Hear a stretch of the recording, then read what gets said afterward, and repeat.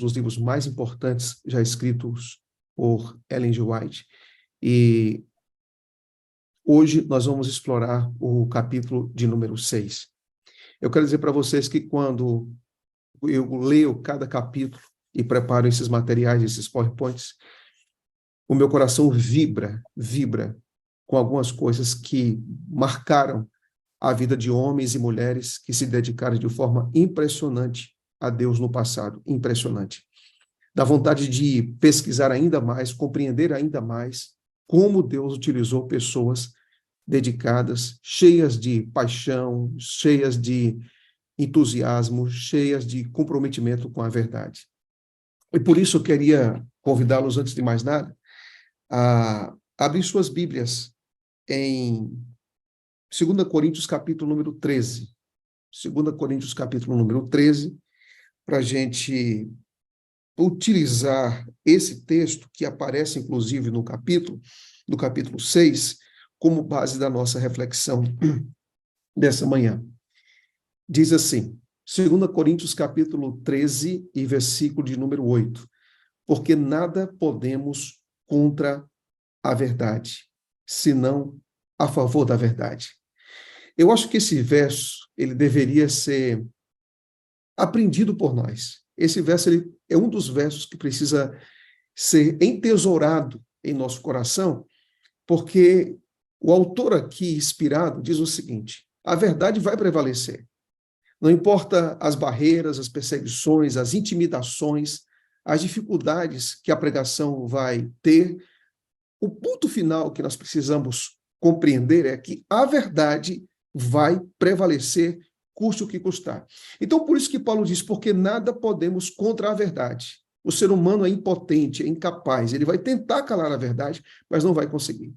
Então, se eu não posso contra a verdade, aí Paulo então explica, senão a favor da verdade. É isso que nós vamos encontrar hoje, na experiência tremenda deste capítulo, que vai nos ensinar muito sobre como nós devemos encarar a verdade e quais foram os efeitos da verdade naquela época, na vida de dois grandes homens da Idade Média. O título do capítulo de hoje o título de hoje do livro Grande Conflito é o seguinte: Dois heróis da Idade Média. Vamos descobrir que heróis foram esses heróis e quais são as contribuições que eles deixaram para nós. Tá bom? Então vamos aqui agora compartilhar a tela. Como eu sempre tenho dito a vocês, nós temos um conteúdo ali no Instagram, PR Lucas Alves, você pode acessar e ter várias informações, várias reflexões que podem contribuir para o seu crescimento espiritual. Instagram, PR Lucas Alves. Bom, vamos lá então. Eu queria aqui apresentar esse mapa para vocês, porque, como foi dito ontem, o capítulo número 5 e o capítulo número 6, e daqui por diante, nós vamos encontrar várias referências à Europa, tá? Várias referências à Europa. Então, quando você olha aqui para sua extrema esquerda, você vai encontrar a Inglaterra, depois você vai encontrar a Alemanha, depois você vai encontrar a Boêmia, que é a atual República Tcheca. Então, hoje, o tema de hoje está justamente nesse pontozinho amarelo, que é a Boêmia, que de lá saiu nada mais, nada menos do que John Huss. Na Inglaterra, como vimos ontem, saiu John Wycliffe. A pergunta é, como o evangelho chegou até a Boêmia, que é o capítulo número 6 de hoje?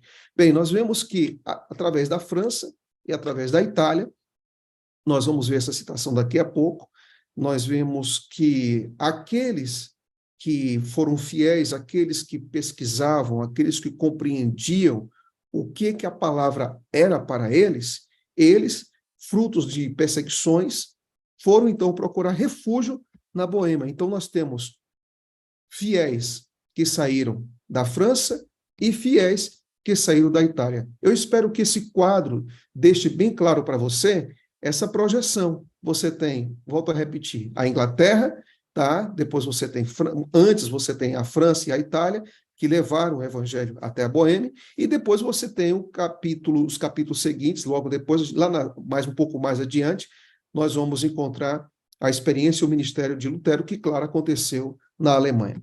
Ellen G. White diz algo bem interessante sobre esse processo. Ela diz assim: muitos dos valdenses e albigenses, pela perseguição, expulsos de seus lares na França e na Itália, note o mapa aqui anterior, França e Itália, tá? Foram à Boêmia, como acabei de dizer, a atual República Tcheca. Posto que não ousassem ensinar abertamente, zelosos trabalhavam em segredo. Assim, se preservou a verdade, a verdadeira fé de século em século. Antes dos dias de Hus, houve na Boêmia homens que se levantaram para condenar abertamente a corrupção na igreja. O grande conflito, página 98. Então, nós encontramos aqui John Hus, que nasceu em 1369, pouco tempo antes da morte de Wycliffe, e morreu em 1415. Então, ele era da Boêmia e teve contato com a verdade por influência dos albigenses e também dos valdenses, que vieram da França e também vieram da Itália. É interessante nós percebermos que a fúria dos inimigos da verdade agora prevalece contra nós, mas não será para sempre. Levantar-se-á um dentre o povo comum, sem espada nem autoridade, e contra ele não poderão prevalecer. Você pergunta, o que essa frase, esse pensamento tem a ver com o estudo de hoje? Essa frase foi dita por alguém que havia sido perseguido, porque muitos foram perseguidos na Boêmia e muitos foram levados até a morte de fogueira. E um deles, no momento que estava sendo morto, há alguns registros que nós encontramos aqui, ele faz a seguinte declaração: vocês poderão se levantar contra nós, mas não será para sempre. Ou seja, essa perseguição, esse desejo insano, inconsequente, de calar a nossa voz, de impedir a nossa influência, não vai durar para sempre. Por quê? Porque vai se levantar um dentre o povo comum, sem espada e nem autoridade, contra ele não poderão prevalecer. E quem seria, então, essa pessoa? Nós vamos encontrar que essa pessoa, nada mais, nada menos, é um dos dois heróis da Idade Média, que é John Huss. E John Huss, é interessante nós percebemos o seguinte: John Huss ele era filho de uma viúva, porque o seu pai já tinha praticamente morrido, ele não estava mais na vida, não estava mais presente na vida de Huss, e quem cuidou dele foi a sua mãe. Então, a sua mãe, ela passou, então, a cuidar dele de forma tremenda, de forma piedosa, de forma dedicada. E a mãe, ao educar o seu filho, levou o seu filho para a capital da Boêmia, que era Praga, e lá fez com que o seu filho fosse completamente dedicado a Deus, aos estudos, para que servisse completamente a Deus, com qualidade, com eficiência, com dedicação, com paixão e também com entrega. E aqui nós vemos uma citação que me chama muito a atenção, que é o seguinte: a citação é essa aqui: foi acompanhado na viagem por sua mãe, viúva e pobre. Não possuía dádivas nem riquezas mudanas para conferir ao filho. Mas aproximando-se eles da grande cidade, ajoelhou-se ela ao lado do jovem sem pai, invocou-lhe a bênção do Pai Celestial. Pouco imaginara aquela mãe como deveria sua oração ser atendida. Que coisa impressionante, que coisa linda, né? Como isso toca nosso coração. A mãe se ajoelha, olhou para a cidade, sabia que lá havia um futuro para o filho e faz uma intercessão pelo seu filho. E ela não saberia, naquele momento, as consequências da oração que ela fez de joelhos dobrados, com o seu filho, consagrando para o futuro que estava diante dele.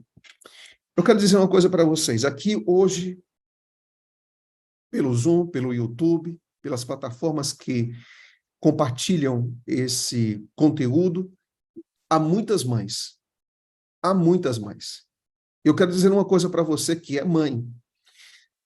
No capítulo, se eu não me engano, de amanhã, e alguns capítulos posteriores, é incrível nós observarmos que os reformadores tinham algumas coisas que me chamam demais a atenção. Primeiro, uma paixão intensa pela Bíblia, uma coragem impressionante, uma dedicação exclusiva. Mas muitos deles tinham algo em comum: a influência da mãe ou do pai na vida deles de forma assim, muito impactante. Mas como o contexto aqui fala de forma mais específica da mãe, eu quero dizer para você, mãe, não deixe de interceder por seu filho. Não deixe de interceder por ele todos os dias. Talvez você não saiba as consequências das suas orações. Talvez vocês não saibam até onde as suas orações irão alcançar os seus filhos.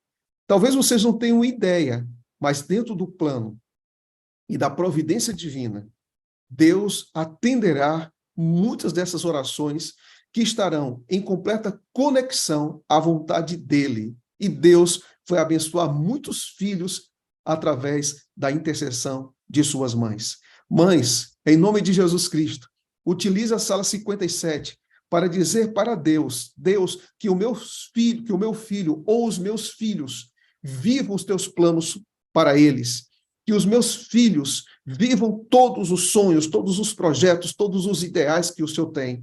Não importa quem seja o seu filho, não importa quem seja a sua filha, não pare de interceder por eles, não pare de pedir por eles, não pare de jejuar por eles, porque Deus vai levantar uma geração comprometida, fiel, corajosa, resoluta, abnegada, fervorosa, consagrada, e isso será consequência de mães e pais que oram. Se nós esperamos que a igreja passe por um grande reavivamento, por uma grande reforma, e lá no passado nós vimos alguns alicerces que foram postos, eu não tenho dúvida que esses alicerces deverão ser redescobertos e deverão ser postos nos dias em que nós estamos vivendo, que são os dias atuais. Então, por isso que eu faço um apelo: você que é pai, você que é mãe, nunca deixe de interceder. Se você quer um reavivamento nessa igreja, comece orando por sua casa e especialmente pelos seus filhos. Continuando, nós vemos que nessa cidade de Praga, Jerônimo estuda, faz faculdade, mas a sua mãe o deixa, mas ele encontra um amigo, um cidadão de Praga chamado Jerônimo, que depois se tornou intimamente ligado à Rússia, trouxera consigo ao voltar da Inglaterra os escritos de Wycliffe. Então, veja, Inglaterra, agora você tem Boêmia, atual República Tcheca, que trouxe alguns livros para Jerônimo. A rainha da Inglaterra, que se convertera aos ensinamentos de Wycliffe, era uma princesa boêmia. Olha aí agora essa coincidência. Então, a rainha que estava na Inglaterra, ela era boêmia, ou seja, do mesmo país de John Hus.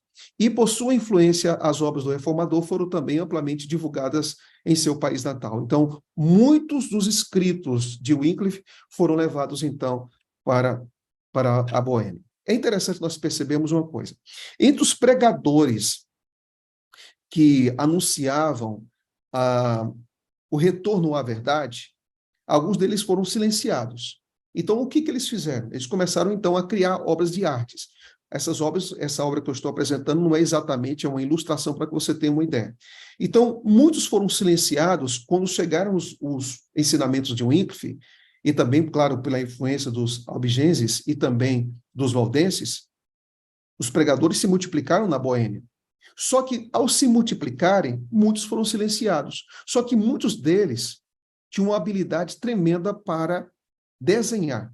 Então, ali você vai ver os primeiros espécies de grafites ou outdoors que foram preparados naquela época nas paredes, em algumas paredes muito conhecidas, de onde havia muito movimento de pessoas, e lá foram construídos alguns quadros. Então, eles deixaram de pregar, mas utilizaram a arte para ainda pregar, não com a sua voz, mas com as ilustrações que eles faziam nos muros.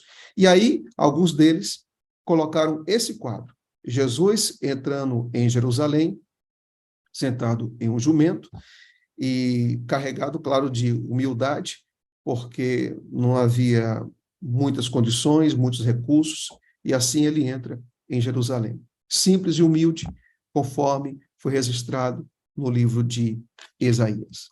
Só que depois, ao lado desse quadro, foi também construído um outro quadro, um quadro do Papa, carregado de pompa, de brilho, de poder, de ostentação e também de riqueza. Então, isso se tornou, assim, uma espécie de outdoor, em que, visivelmente, foi estabelecido o contraste entre Jesus, o humilde Jesus, e também o arrogante Papa, que se punha de forma muito mais superior do que o próprio Salvador. Essas imagens, posteriormente, elas foram apagadas, mas poucos dias depois, elas foram pintadas novamente para que os cidadãos da Boêmia, especialmente de Praga, soubessem quem era Cristo e quem era também o papado. Os quadros causaram profunda impressão no espírito de Hus, levando a um estudo mais acurado da Bíblia e dos escritos de Wycliffe. Embora ainda não tivesse ou estivesse preparado para aceitar todas as reformas defendidas por Wycliffe, via mais claramente o verdadeiro caráter do papado e, com maior zelo, denunciava o orgulho, a ambição e a corrupção da hierarquia. É interessante que, por isso, que me chama muito a atenção o verso que nós lemos hoje, é que, apesar da perseguição que ocorreu na França, da perseguição que ocorreu na Itália, da perseguição a Wycliffe na Inglaterra e da perseguição que estava ocorrendo nesse momento na Boêmia, eu volto novamente para o texto de 2 Coríntios 13:8. Nada podemos contra a verdade, senão pela verdade, porque a verdade irá prevalecer. Então aparece na vida, como foi dito, na vida de John Hus, ninguém mais, ninguém menos que Jerônimo, que teve contato com os livros de Wycliffe, que veio da Inglaterra e que a rainha era boêmia. E aí nós vamos perceber algo, que Deus une esses dois homens, dois intelectos, dois líderes, duas pessoas altamente capacitadas. E me lembro de uma coisa que no livro Grande Conflito, páginas 103 e 104, diz assim: até aqui Hus estivera só em seus trabalhos. Agora, porém, se uniu na obra da Reforma Jerônimo, que durante sua estada na Inglaterra aceitaram os ensinos de Wycliffe. Daí em diante, os dois, olha para o detalhe, os dois estiveram ligados durante toda a vida e na morte não deveriam ser separados. Sob o trabalho de ambos, a reforma se estendeu mais rapidamente. E aqui nós vemos algo que meu coração bate muito forte quando falo sobre isso. Parecia que John Hus estava sozinho, a princípio, que não tinha ninguém que olhava para ele, que não compreendia as suas lutas internas, a sua paixão, a sua entrega, o seu interesse por pregar. E aí, então Deus diz: olha, Jerônimo, eu quero você trabalhando agora com Hus. E aí você tem o título do capítulo, que são dois heróis, esses dois heróis da Idade Média, que é Hus e Jerônimo. E aqui eu vou dizer algo para você. Logo no início do nosso encontro de hoje, o pastor Wagner disse assim: ninguém faz nada sozinho. E é verdade, ninguém faz nada sozinho. Deus poderia ter usado Hus sozinho, mas ele fez questão de dizer: você precisa de alguém ao seu lado, e colocou Jerônimo. Quero dizer uma coisa para você. Você pode ser carregado de talentos, você pode ter grandes privilégios, você pode ter muitos dons, talvez a sua oratória seja uma das mais refinadas, mais eloquentes, mais belas, uma voz extremamente suave, doce, agradável de ser ouvido, um conhecimento extremamente agudo, uma mente extremamente lúcida. Você pode ter múltiplos talentos, mas Deus não quer trabalhar com você sozinho. Assim como ele utilizou Jerônimo para apoiar Hus, ele sempre vai colocar alguém do seu lado. E aí lembre-se de uma coisa: quanto mais nós estivermos unidos na pregação do Evangelho, quanto mais nós estivermos conectados, quanto mais nós estivermos sensíveis às necessidades uns dos outros, quanto mais nós compreendemos que nossa missão ela é uma só, que nós não somos concorrentes. Nós estamos aqui no reino de Deus não para concorrer uns com os outros, nós estamos aqui no reino de Deus para cooperar uns com os outros. Escuta isso. Nós estamos aqui pela causa do rei. E na causa do rei, nós não estamos aqui para concorrer uns com os outros. Nós estamos aqui para cooperar uns com os outros. Meu irmão, escuta uma coisa. Eu preciso de você. E você precisa de mim. E nós dois precisamos de Cristo. Porque nós temos um desafio muito grande.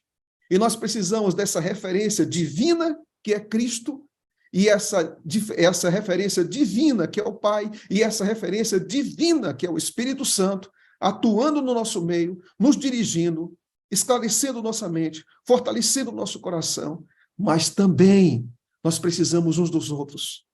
A nossa suficiência vem do Senhor, mas a gente nunca pode abrir mão do nosso apoio mútuo, da nossa motivação mútua, do nosso interesse mútuo, do nosso desejo de ver o outro crescendo para que nós dois sejamos bênçãos no reino de Deus. Não se esqueça, nós somos chamados para sermos cooperadores e não concorrentes no reino de Deus.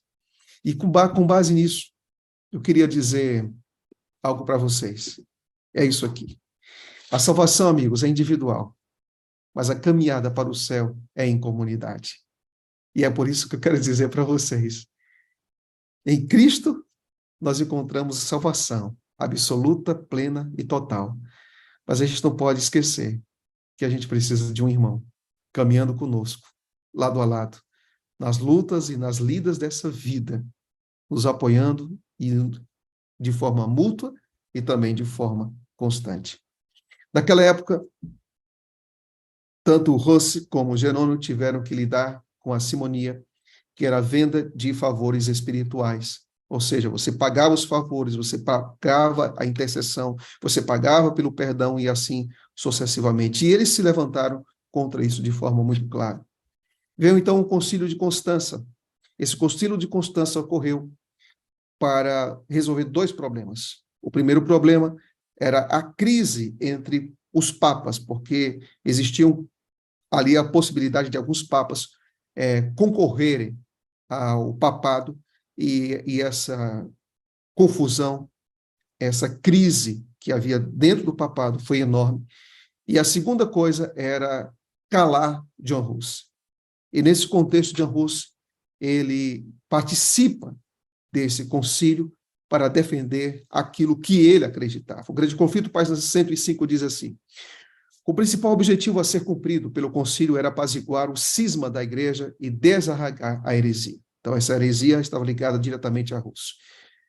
Conseguintemente, os dois antipapas foram chamados a comparecer perante ele, bem como o principal propagador das novas opiniões, que foi John Hus.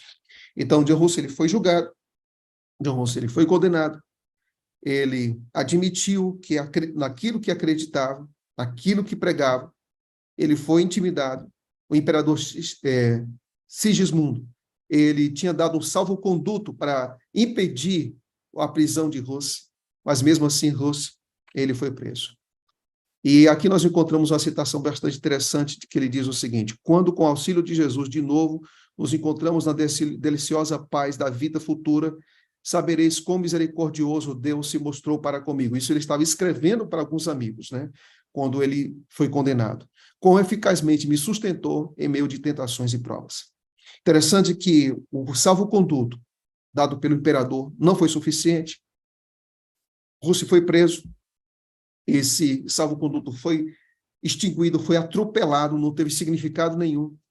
Mas ele disse o seguinte, que me chama a atenção, essa última frase: quão eficazmente me sustentou em meio de tentações e também em meio de provas. Tenho isto como certo, que a imagem de Cristo nunca se apagará.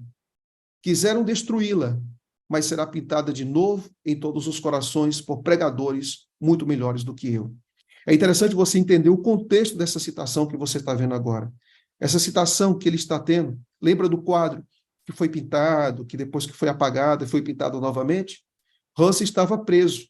E quando ele estava preso, ele teve um sonho. E ele teve um sonho, olha que coisa linda, aleluia, viu? Ele teve um sonho do quadro de Jesus vivo. O quadro de Jesus não estava apagado na parede. E aí, então, quando ele acorda, ele envia essa carta para os amigos dentro da prisão e diz o seguinte: eu tenho isto como certo, que a imagem de Cristo nunca se apagará. Quiseram destruí-la, mas será pintada de novo em todos os corações por pregadores muito melhores do que eu. Que coisa fantástica, que coisa fantástica. Quando o nosso coração está na causa, nós vibramos por ela. Quando o nosso coração está na obra, no evangelho, nossa alegria estará nela. O que me chama a atenção é que Ruth tinha certeza de duas coisas. Duas coisas Ruth tinha certeza. A primeira, ele estava seguro em Jesus Cristo. Primeira coisa, Ruth estava seguro em Jesus Cristo. E a segunda coisa que me chama a atenção era a seguinte: estar seguro em Jesus Cristo era a primeira coisa. E que a verdade iria prevalecer era outra coisa. Não sei o que tem sido sua vida. Você está seguro em Jesus Cristo? Você está seguro em Jesus Cristo? O mundo está desmoronando ao seu redor, mas você está em paz. Tudo na sua vida está dando errado, mas você está em paz. Doenças, enfermidades, perdas, desemprego, perseguições, intimidações. Parece que o seu mundo, às vezes, está virando assim de ponta cabeça, mas você está em paz. Longe dos amigos esteve Hans, em uma prisão que o adoeceu, completamente desamparado por forças humanas. Ali dentro de uma prisão úmida, comendo mal, bebendo mal, dormindo mal, prestes a morrer. Mas ele dizia: o Senhor tem me sustentado. Amigos, amigos, amigos. Hoje nós vivemos um cristianismo que se Hus, se Wycliffe e se muitos reformadores se levantassem hoje e sentassem no banco de algumas igrejas evangélicas hoje no mundo, iria dizer: o que vocês estão falando? Vocês estão pregando o quê? Que tipo de pregação é essa? Que tipo de pregação é essa que vocês estão tendo que não tem renúncia? Que tipo de pregação é essa que vocês estão pregando que não tem abnegação, que não tem paixão? Que tipo de pregação é essa nesses púlpitos que vocês estão pregando, que vocês estão anunciando, que só fala de prosperidade, que só fala de bênção, que só fala de paz, que parece que hoje você nunca pode passar por nenhuma provação. A gente passa provação, amigos, não porque a gente gosta de sofrer. A gente passa por provação para exaltar o Deus que nos sustenta no meio das provações da vida. A gente não fica obcecado procurando provações, mas a gente não pode tirar das Escrituras uma coisa, que é um ensinamento que nos mostra no passado e no presente, que nós vamos passar dias difíceis. E dias difíceis vão demonstrar o tamanho da nossa fé. E dias difíceis vão nos demonstrar aonde nós estamos alicerçados. E que em nome de Jesus Cristo, independente de quem você seja, ou de quem você é, esteja alicerçado em Jesus Cristo, porque a história vai se repetir. A história vai se repetir, mas que a gente tenha uma experiência tão profunda com Deus, que a gente possa dizer: eu fui tentado, eu fui provado, mas eu estou em paz com Deus. E a imagem de Cristo nunca será apagada, porque a vida cristã não é o que eu faço, o que Cristo faz em torno de mim. Não é que eu seja o centro e Cristo tem que trabalhar o tempo todo ao redor de mim. Cristo é o centro e eu trabalho em função dele. Vivo em função dele. Abro mão de muitas coisas em função dele. Para ele morro.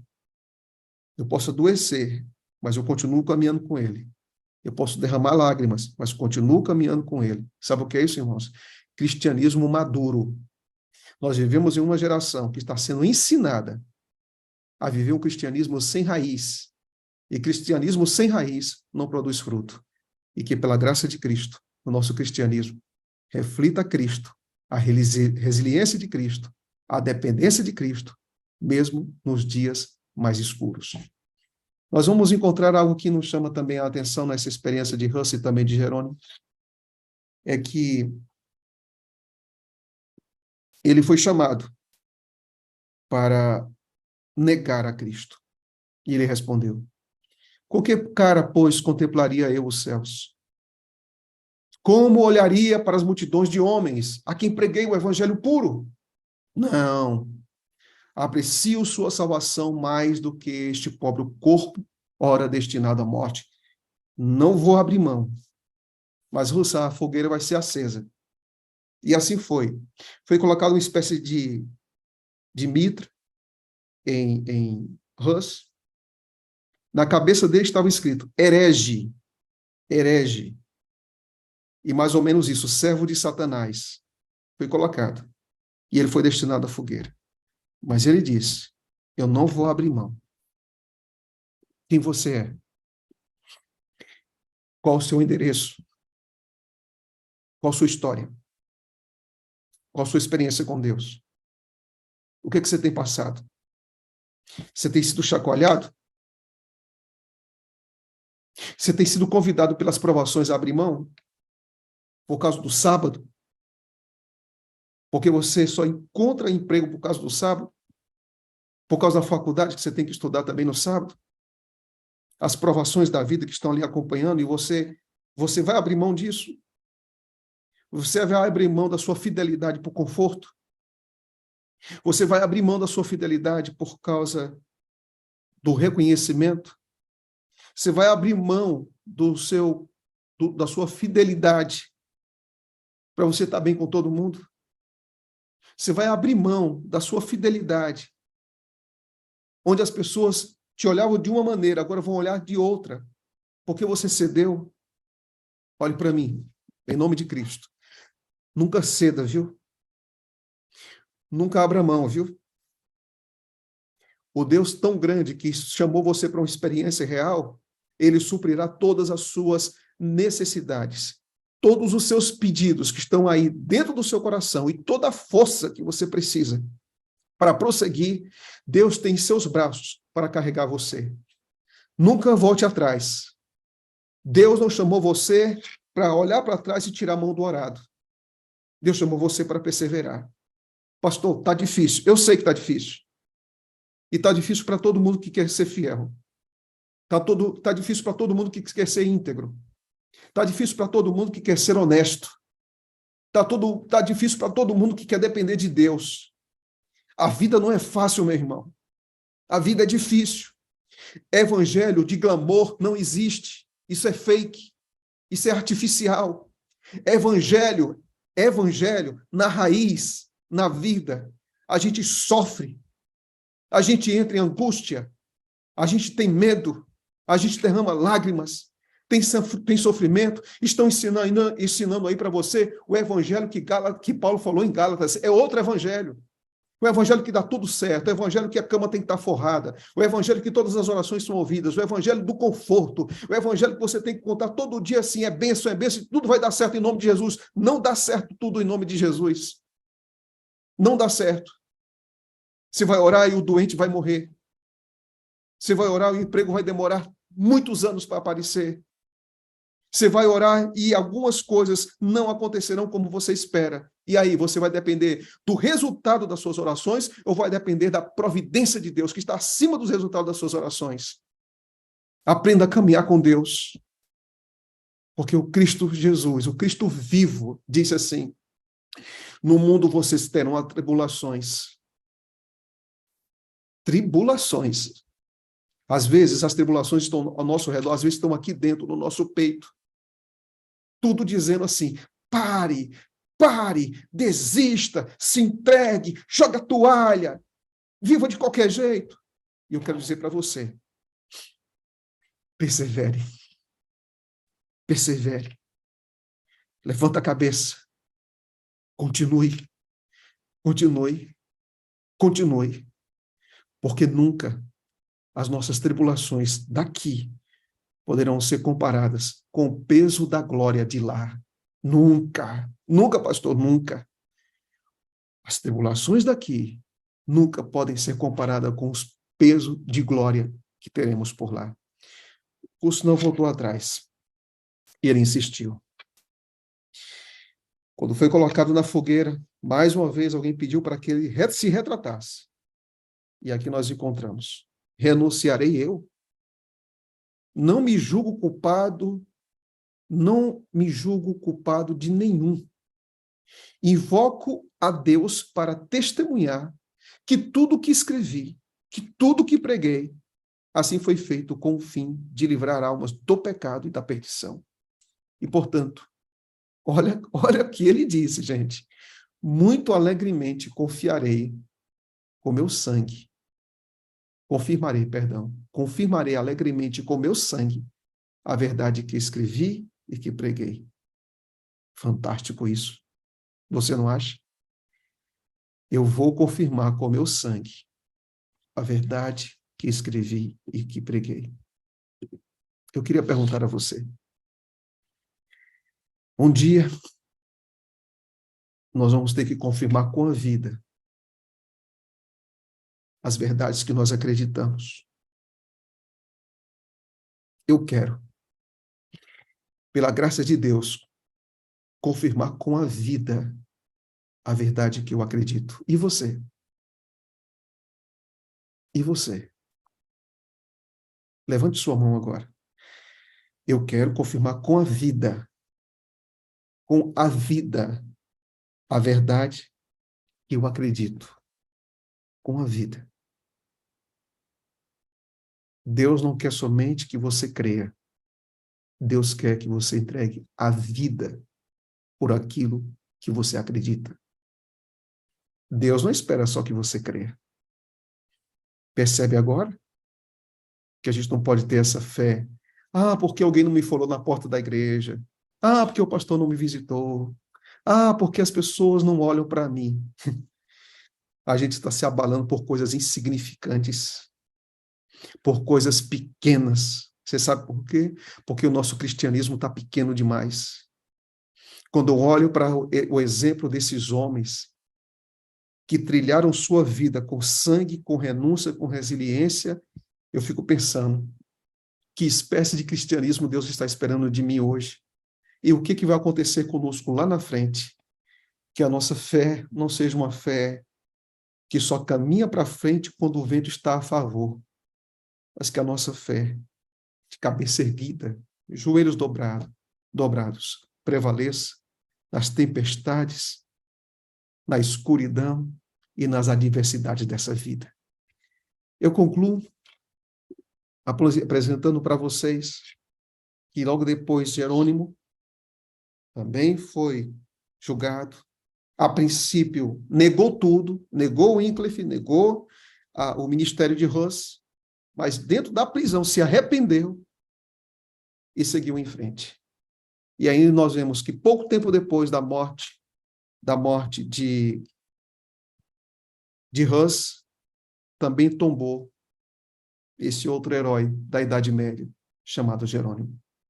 A pergunta que fica, e com isso eu concluo essa reflexão, é, pastor, o que faz a gente perseverar?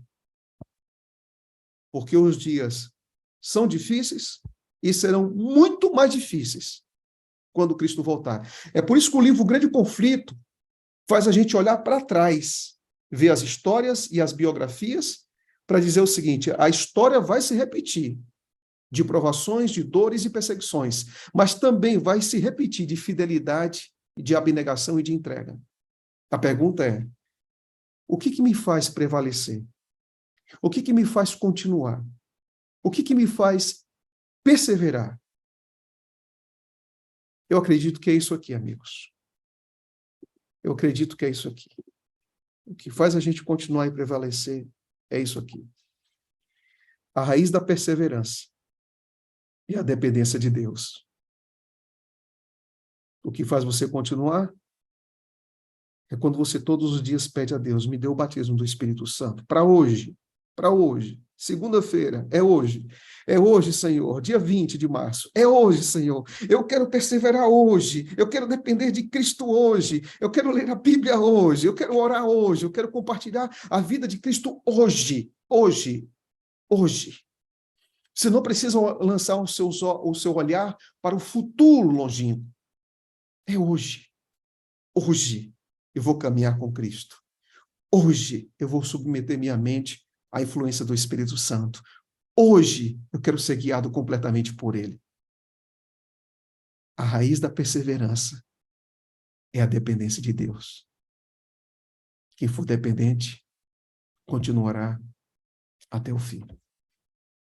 Que Deus te abençoe hoje. Que o espírito de entrega e de paixão de John Huss e Jerônimo, que suas práticas e suas prioridades sejam as nossas nesse dia. E que Deus nos dê a resiliência que eles tiveram, a coragem que eles tiveram e a perseverança que eles tiveram. E não se esqueça, a raiz da perseverança é a dependência diária de Deus. Você crê nisso? Você crê nisso? Diga, eu creio, pastor, nisso. Eu creio. É por isso que eu estou aqui. É por isso que eu estou aqui.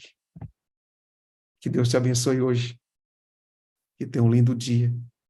E depois pare em algum momento para ler o capítulo 6 do livro Grande Conflito. Forte abraço. Eu chego a respiro, pastor, porque a vida desses homens é um negócio incrível, né? Incrível. Que fé, né, pastor? Que fé tremenda. O cara vai queimar vivo e ele não recua, né? E o sangue deles se tornou semente, né, pastor? Nós só estamos aqui porque esses caras pagaram com a própria vida para que o evangelho fosse propagado. E aí tem um videozinho, pastor, que eu vou mostrar, e depois desse vídeo o senhor ora conosco, porque reflete muito o que o senhor disse aqui de forma muito essencial.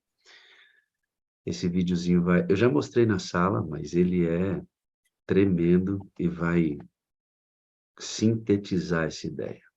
Vamos ver.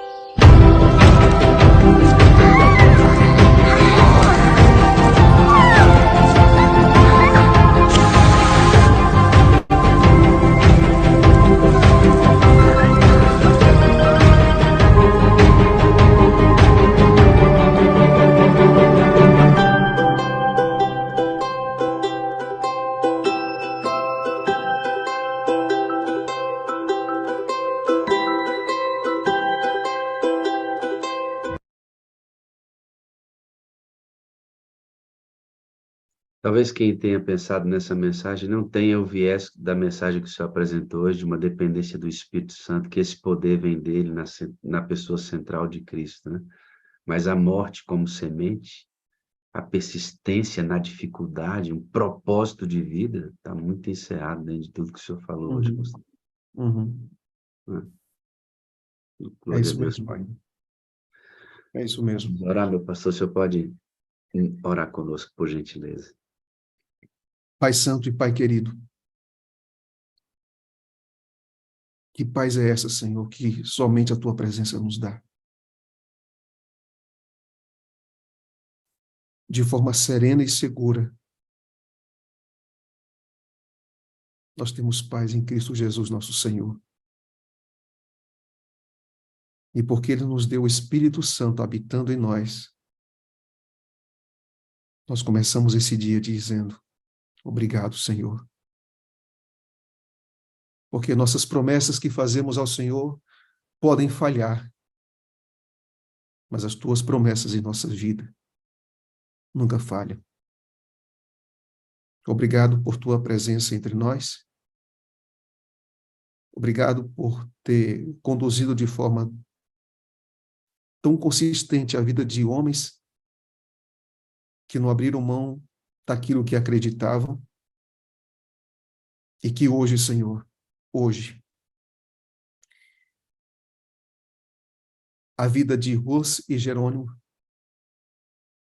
viraram semente que nos ajuda hoje, inspirados por aquilo que eles deixaram, a continuar nessa caminhada e acreditar que vale a pena perseverar. Que cada homem e mulher, jovem, adulto e criança, dessa sala 57, nunca pare, nunca desista, nunca volte atrás, que todos nós juntos avancemos pela fé, na certeza de que aquele que começou boa obra em nós não está de braços cruzados, mas está trabalhando em cada um de nós. Que o Senhor nos ajude a termos a mesma fé, resiliência, persistência, fidelidade e perseverança que eles tiveram. Que o Senhor escute essa oração, em nome de Cristo Jesus. Amém. 4 coisas para te dizer, meu pastor. Eu amo o Senhor, eu preciso do Senhor para ser feliz. O Senhor é a parte visível de Deus e eu creio mais em Deus porque o Senhor existe, meu amado. Amém. Recíproca é verdadeira. Te amo, Wagner, e amo a cada um de vocês dessa sala que, para mim, sempre é um privilégio estar aqui presente. O dever de Obrigado. casa hoje, só lembrando, viu, Wagner? É ler o capítulo 6.